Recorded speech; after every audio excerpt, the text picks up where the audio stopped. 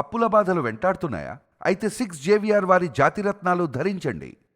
Pahalgam ఉగ్రదాడికి ప్రతీకారంగా Bharat operation Sindoor చేపట్టిన విషయం తెలిసింది.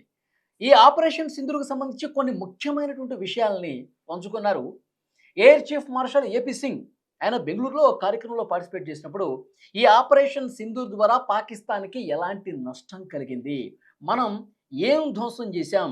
అక్కడ వాళ్ళకి మన సైన్యం కొట్టిన దెబ్బ ఎంత గట్టిగా తగిలింది? ఇవి కూడా చాలా స్పష్టంగా వివరించారు ఏపీ సింగ్ గారు.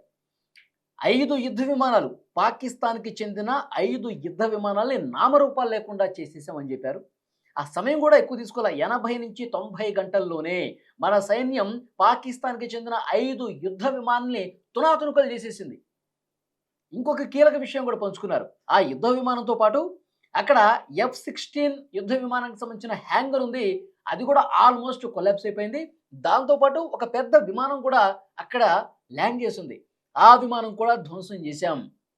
చాలా క్లియర్‌గా చెప్తున్నారు. మనం కొట్టిన దెబ్బకు దాదాపు వాళ్ళ ఫైటర్ జెట్లు కావచ్చు, యుద్ధ విమానాలు 80% ధ్వంసం అయిపోయినాయి. మన సైన్యం మామూలుగా దెబ్బ కొట్టలేదు. మన సైన్యం దెబ్బకి ఒక్కసారిగా తోక ముడిచినటువంటి పరిస్థితి ఉంది. మన గగనతల రక్షణ వ్యవస్థ ఏదైతే ఉందో S-400 కావచ్చు, ఇంకొక వ్యవస్థ అద్భుతంగా పనిచేశాయి. వాళ్ళు పంపించినటువంటి ప్రతి ఒక్క యుద్ధ విమానాన్ని గాల్లో నుంచి గాల్లోనే పేల్చి పడేశాం. మనం కొట్టిన దెబ్బ ఇదే విధంగా ఇంకో 2, 3 రోజులు కొనసాగితే ఇక పాకిస్తాన్‌కి చెప్పుకోవడానికి ఏం మిగలదు. ఈ యుద్ధానికి సంబంధించిన నష్టం తప్ప ఇంకొక అవకాశమే ఉండదు.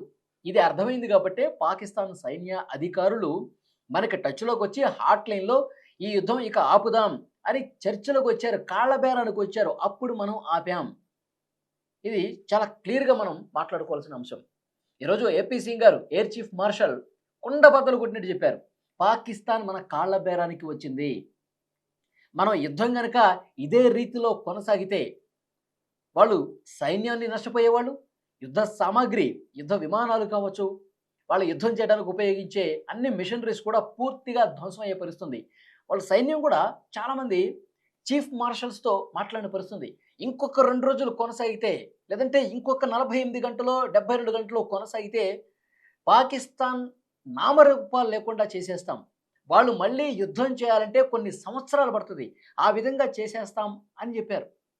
అర్థం చేసుకోండి. అందుకే ఒక వైట్ ఫ్లాగ్ కూడా సరిహద్దులో ఎగరేసింది పాకిస్తాన్. అంటే ఆ వైట్ ఫ్లాగ్ ఎందుకు ఎగరేస్తారు? ఇక మా పనైపోయింది. మా ఖేల్ ఖతమైపోయింది. ఇక మేము శాంతి కోరుకుంటున్నాం. దయచేసి మీరు కాల్పులు విరమించండి. మేము చర్చలోకొస్తున్నాం అని మన కాళ్ళ మీద పడి వేడుకోవటం. ఆ తెల్లటి జెండా ఎగరేయటం అంటే దానికి అర్థం అదే. అందుకే డొనాల్డ్ ట్రంప్ అప్పుడప్పుడు మాట్లాడుతూ ఉంటాడు. యుద్ధాన్ని నేనే ఆపాను. నేను వాణిజ్యపరమైన ఒత్తిడి తేవటం వల్లే పాకిస్తాను, భారతదేశం 2 కూడా యుద్ధాన్ని విరమించుకున్నాయి అని మాట్లాడుతూ ఉన్నాడు. కానీ కాదు. మనం కొట్టిన దెబ్బ పాకిస్తాన్ అబ్బా అన్నది. క్లియర్‌గా మోదీ గారు ఫోన్ చేసి మరి చెప్పారు ట్రంప్‌కి. మా 2 దేశాల మధ్యలో యుద్ధాన్ని ఆపింది మా 2 దేశాల సైన్యాధికారులు మాట్లాడుకుని యుద్ధాన్ని ఆపగలిగారు. అంతే తప్పించి ఇందులో ఏ ఇతర దేశం ప్రమేయం లేదు. ఏ ఒక్కరి ప్రమేయం లేదు బయట వాళ్ళది. 2 దేశాల సైన్యాధికారులు హాట్‌లైన్‌లో చర్చలు జరిపించుకొని పాకిస్తాన్ మన కాళ్ళబేరానికి వచ్చింది కాబట్టి యుద్ధం ఆగిందని చెప్పి చాలా స్పష్టంగా చెప్పారు. ఇంకొకసారి ట్రంప్ ఈ ఈ విధంగా మాట్లాడదని కూడా చాలా స్వీట్ వార్నింగ్ కూడా ఇచ్చిన పరిస్థితి ఉంది. అందుకే కదా ట్రంప్‌కి సలసల కాలుతుంది ఆయనకి. అందుకే డొనాల్డ్ ట్రంప్ ఈ సుంకాలు వేయటం కూడా అదే కారణం. మనం ఒప్పుకోవట్లా. యుద్ధం నేనే ఆపాను, నేనే ఆపానంటే నువ్వు గాదు. మాకు మేమే ఆ యుద్ధం ఆపుకున్నాం. పాకిస్తాన్ లిటరల్‌గా మా కాళ్ళ దగ్గరికొచ్చింది కాబట్టి యుద్ధం ఆగిందని చెప్పి ప్రధాని మోదీ చెప్పడంతో ఆయన అహం దెబ్బతింది. అందుకే ఈ సుంకాలేస్తా ఉన్నాడు. సో, డెఫినిట్‌గా ఈరోజు క్లియర్‌గా air chief marshal AP Singh Pakistan 5 యుద్ధ విమానాలు, మరొక పెద్ద యుద్ధ విమానం, అలాగే F-16 హ్యాంగర్ మొత్తం కూడా నామరూపాలు లేకుండా చేశాం.